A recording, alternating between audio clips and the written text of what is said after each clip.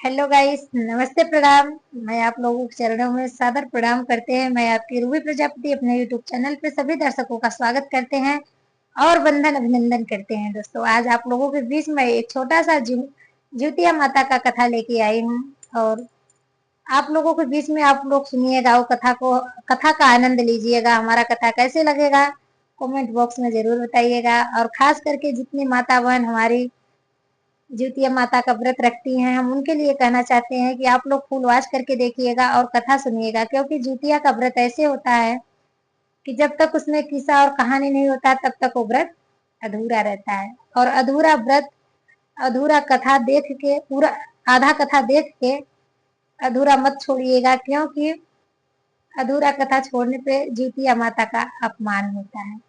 इसीलिए कहना चाहते हैं कि आप लोग वीडियो को फुल वॉच करके देखिएगा और अपना प्यारा आशीर्वाद जरूर दीजिएगा। हमारा कथा कैसा लगेगा, तो आइए हम आप लोगों को सुनाते हैं। सबसे पहले जितिया माता के चरणों में प्रणाम, हमारा प्रणाम स्वीकार करें। यूट्यूब चैनल के माध्यम से जितने दर्शक लोग हमको देख रहे हैं, सभी के चरणों में प्रणाम, हमारा प्रणाम स्वीकार कीजिए। और जो जिस धरती पर बैठे उस धरती माता के चरणों में प्रणाम, हमारा प्रणाम स्वीकार कीजिए। तो आइए सुनाते हैं जितिया माता का व्रत कथा। तो अपने अवधी भाषा में ही सुनाएंगे। आप लोग कथा को सुनिएगा और आनंद लीजिएगा, और कथा कैसा लगेगा कमेंट बॉक्स में जरूर बताइएगा।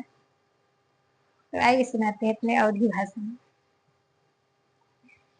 एक गांव में एक बहुत बड़ा राजा रहन। एक गांव में बहुत बड़ा राजा रहन। वहाँ गांव में जौन हुकुम राजा चलावे वह पूरा गांव करत रहा। अब इतना बड़ा राजा रहन कि मतलब कोनो उनकर और सिर नहीं रहा, उनके सब कुछ रहा। धन दौलत, गाड़ी मोटर, जगह जायदाद सब कुछ रहा, लेकिन उनके पास एक औलाद नहीं रहा। उनके पास एक औलाद नहीं रहा। वो नौकर रखे रहे। नौकर से एक दिन आप बोलन, कहे कि नौकर, आज हम ऐसा हुक्म दे कि ओके पूरा करे पड़े तुम्हें। और पूरा करे पड़े तो नौकर बोले, कौन हुक्म बराजा? कहे, देखा नौकर, हमरे पास तो सब कुछ बा, हमरे पास तो सब कुछ बा, लेकिन अगर हम मर जाए तो हमरे मरे के बाद ही हमारे राज्य के संहारे। कहे, बात तो सही कहत है राजा, हुक्म सुनावा। जैसे हुक्म कहब वैसे ही हम कहब। नौकर कहे, सैसन करे राजा कि एक के गांव से दूर थोड़ा मंदिर, बहुत बड़ी मंदिर रहा। नौकर कहे, वही मंदिर में एक के महाराज बैठे थे, उन्हीं चला जा। और वो महाराज वो बहुत कुछ बतावत है, वो विचारत है, जा वहां पूछ ले, वो महाराज का तुम्हें राय देत हैं। कहे, राजा कहे, ठीक बा, सवेरे जाब। सवेर भुआ राजा तड़के उठे, नहायन धोयन, अपन हाथ दिखावे भी मंदिर में चला गए, पूजा पाठ के हन। अब पंडित जी आन, पंडित जी के हाथ दिखायन। कहे, पंडित जी, हमरे सब कुछ बा, लेकिन हमार इस संसार चलावे वाला क्यों नहीं, हमारी राज्य संभाले वाला क्यों नहीं ना? हम राजा में नहीं है, हमरे सब कुछ बा, लेकिन हमरे पास औलाद नहीं बा। तो एकर समस्या कैसे हल होए? कहे, ये बात बा? कहे, हाँ। कहे, जा, अगर क्यों बेचत होए तो तू ले ले औलाद। अगर क्यों बेचत हो तो तू औलाद ले ले भाई। तू तो राजा में नहीं है, जोन गांव में हुकुम चलौबा, वो तोहार आज्ञा तो सबके माने के पड़े। कहे, हाँ, सब मानत है हमारा आज्ञा। कहे, जा, तू कह दिया कि फला फला दिन के, जौने दिन जिउतिया माई के त्योहार रहा, वही दिन के तारीख के अपन सबके डेट धय दे। और नौकरे से पूरा सूचना कहवाए दिया कि यह दिन के हम जकरे ज्यादा लड़कियां जे बेचे चाहत हुए ओके इतना लाख पैसा दे, का अपन औलाद के हमें दे सके। तो सबका तो करेजा ऐसा नाई न माई बहनी लोग, लेकिन क्यों क्यों माई कसाई रही, माई कसाई रही, उनसे तो सबर हो जाते हैं। लेकिन सबके बस को बात ना आएगा, सबके बस को बात ना है ना कि पैसा के चक्कर में अपन औलाद बेच दे। राजा वहां से सुन के आन, हुकुम चलाए दे नौकर के ऊपर कि जा कह दे, पूरा गांव में ढिढोरा पिटवा पीट दे कि फला दिन के फला तारीख के सवेरे सवेरे नहवाए धोवाए के जे अपन लड़किया बेचे चाहत हुए ते वहां जगह लेके आई जाए, हम ओके 50 लाख रुपया दे, ओके 50 लाख रुपया दे, वो ओकर औलाद हम ले ले। और वह औलाद के पंडित जी बताए रहे कि वो औलाद खरीदे तो ओके जान से मार दी है। जब जान से मार देबा तो तोहें औलाद के उत्पत्ति हो जाए और तब तोहार राजपाट संभारे वाला, तोहार वंश चलावे वाला तुम्हें औलाद मिले। कहें ठीक बा, कहे तू कुछ पैसा बांट दिया और तुम्हें सब दे दे औलाद काटे बदे। अच्छा जहां तक बहनी अरे बेचे की बा तहां तक तो सबर बा, लेकिन कवन माई ऐसन है कसाई की जी अपने औलाद के पैसा के चक्कर में गला कटवाए देंगे। लेकिन बाहिन क्योंकि वो ऐसन रहें कि उन्हें पैसा प्यारा रहा पुत्र प्यारा ना रहा, उन्हें पैसा प्यारा रहा पुत्र प्यारा ना रहा। जब नौकर गांव में हुकुम चलाए दे तो एक जनी ऐसन माई कसाई रही कि उनके 3 लड़कियां रहें, उनके 3 लड़कियां रहें। वो छोटके लड़किया बहुत मारे पीटे, बहुत मारे पीटे कहे का तो कोनो काम के न करसी के बाहर यह ले बढ़िया तू मरू जाते है तब वो सबर हो जाते। लड़किया कहे ऐसा काहे कहत हो माई, कहे हाँ तू एक कौन काम करता न धंधा करता न कमाता न धमाता खाली खाए के तू घूमत है। तो जब वो सूचना पाए गई कि जे अपन लड़किया बेचे तो ओके 50 लाख रुपया दे, तो माई सोचे कि हमारी ये एक ऐसा औलाद बा कि नहीं कमाता न धमाता न पढ़ता न लिखता न घर काम करता न बाहर काम करता। ऐसा करे कि एके बेच दे, एके बेचे फायदा बा, एके बेच दे तो 50 लाख कम से कम रुपया तो पाओ, कमाए तब हम न दे सके, इतना कमाए के भी हमें न दे 50 लाख रुपया, ऐसा करते एके हम बेच दे। तो कहें जब हुकुम चला गांव में तो क्यों ना तैयार हुआ, लेकिन वो पैसा के लोभी रही माई जौन रही कसाई, वो अपन लड़किया जौने दिना राजा हुकुम चलाए रहन जौने दिना बदे वह दिना नहवाए धोवाए के अपन वही लड़किया लेके पहुंच गई वहां। जब राजा का पुकार भवा तो लड़किया लेके राजा के सामने पहुंच गई। लड़किया वहां छोड़ के 50 लाख रुपया गिनवा लीन।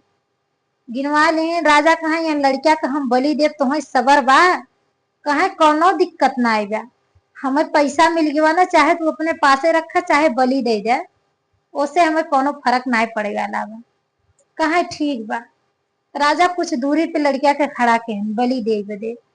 अब माई देखत है, लेकिन कहे की है कि माता कुमाता ना होतिन पूत कपूत भले होतिन, लेकिन कलयुग बा, यह कलयुग में माता कुमाता हो जाते हैं, पूत तक कपूत हवे के हैं। इत पूरा उठा में लिखा बा, पूरी कथा में लिखा बा हाँ कि माता कुमाता ना होती पूत कपूत हो जाते हैं। काली माता का आरती गाओ घूम बा कि पूत कपूत भल ऐसे करके कुछ है। हाँ, पूत कपूत सुने हैं परना माता सुनी कुमाता, पूत कपूत सुने हैं परना माता सुनी कुमाता। लेकिन पूत कपूत तो माना गया, लेकिन माता कुमाता नहीं मानेगी। लेकिन इस जगह इस कहानी में माई जवन रही कसाई रही, माता कुमाता अपन रचना दिखाई दी। उन्हें पैसा प्यारा रहा, उन्हें पुत्र नाय प्यारा रहा। राजा माई के थोड़ी दूरी पे बैठाए दे, राजा माई के थोड़ी दूरी पे बैठाए दे पैसा दे के, और लड़किया को बलि दे एक जगह खड़ा कराए दे थोड़ा दूर पे। कहन हम 3 वचन देव, 3 वचन में अगर तैयार है तो तुरंत तहार बलि हो जाए। लड़का कहे हमें 1 सेकंड का मौका दे सकत है या 1 मिनट का मौका दे दे राजा। लड़का बोला कि हमें 1 मिनट का मौका दे दे, एकरे बाद जौन समझ में आए तो कह डाला। राजा कहे ठीक बा, 1 मिनट ना तो 5 मिनट का मौका दे थी, तू अपन आखिरी इच्छा पूर्ण कैले। लड़का कहे ठीक बा, अपन आखिरी इच्छा हम पूर्ण कैले। लड़का 3 जगह पिंडी बनाए दे, जैसे ज्योतिया माई के ललही माई के ऐसे कह के 3 जगह पिंडी बनाए के अब सिरदा पड़ गए, लड़का उन्हीं सिरदा पड़ गए, लड़का सिरदा पड़ के बार बार पिंडी के तीनों जगह पिंडी के बार बार सिरदा पड़ा था। सिरदा पड़ के उठा, कहे राजा अब हमार आखिरी इच्छा पूरी हुई है, अब तू हमें बलि चढ़ाई दे। राजा कहे बलि तो जरूर चढ़ाई, लेकिन ये तीनों पिंडी के थावित बनाया है। कहे राजा हम अपन आखिरी इच्छा पूर करते रहे। कहा आखिरी इच्छा तू पूर की है तो हमहू के तो जनावर पिंडी काहे की बनाया है। कहा राजा आप जाने चाहत है। कहे हाँ हम जाने चाहत है कि पिंडी 3 ठे केथावित बनाया है। कहा एक पिंडी तो हम अपने मतलब अपने जन्म बदे बनाए रहे कि हम का जन्म लेके आए रहे, का भोगत है।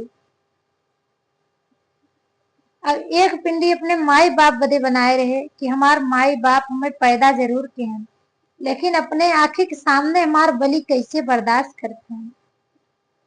और एक पिंडी तो हम अपने आराध्य भगवान बदे बनाए कि हम जैसे इंसान का जन्म लेके आए रहे और जहां हम बलि से जात है, हमार रक्षा भगवान तू की है। माई तो हमार पालन पोषण कह के हमें दिखा दी, लेकिन अब तू हमारा अनादर जिन की है। राजा एक पिंडी हम तुम्हें बदे हम पारे है बनाए है कि यह पिंडी में राजा के हाथे हमार बलि होता कि बेकसूर का हम कसाई की नियर काटा जाते, खाली किथा के चक्कर में, पैसा के चक्कर में। पैसा में इतनी ताकत होता है कि माई अपन औलाद ना छीनत है। राजा कहे राजा बुला लेन लड़किया की अपने लगे, राजा अपने लगे लड़किया को बुला लेन और अपने करेजा से दबकाए लेन। कहे हम तुम्हें बलि न दे।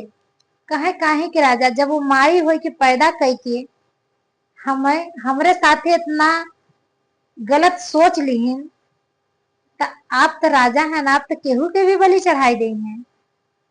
कहे ना हमरे औलाद हम न मारब तुम्हें, हमरे औलाद न हुए चले, लेकिन हम तुम्हें बलि न चढ़ाओ। राजा अपना लेन उन्हें लेके गए अपने घरे। गांव जवार में ढिढोरा पिटवाए देहन कि हम औलाद लेके आई है, भगवान द्वारा हमें प्राप्ति मिली बा, हम औलाद लेके आई, हम जब तक जिंदा रह हमार हुक्म चले, हमरे मरे के बाद यह लड़किया का हुक्म चले। और जैसे हमार बात सब मानत है वैसे यह लड़किया की बात सबके माने पड़े। पूरा गांव जवार दंग रह गया और सब हामी कार मार ले कि ठीक बा राजा आपके गए के बाद अगर हुक्म ये चलेंगे तो इनका सारी हुक्म चले। कुछ दिन बीता, राजा खत्म हो गया। राजा के राज्य पे वो लड़का बैठा, राजा के राज्य पे वो लड़का बैठा और जवन सूचना उ दे पूरा गांव में वैसे ही चले। तो माई तो सोचे लागिन कि तब तो रुपया ना कमाए के देता रहा, अब तो राजा हो गया, इतना पूजा पाठ करते रहे, इतना कुल करते रहे, एक हम बलि दे भी दे दिया कि तो जिंदा ही रह गया बाबा, कि तो हमार बड़ी भारी बेइज्जती करे अब। लेकिन राजा अपने जीते जी उन्हें कह के गए रहन और पूरा गांव जवार में सूचना कहवाए के गवा रहन। राजा के बात का सबको पालन के है कथा के समाप्त करते।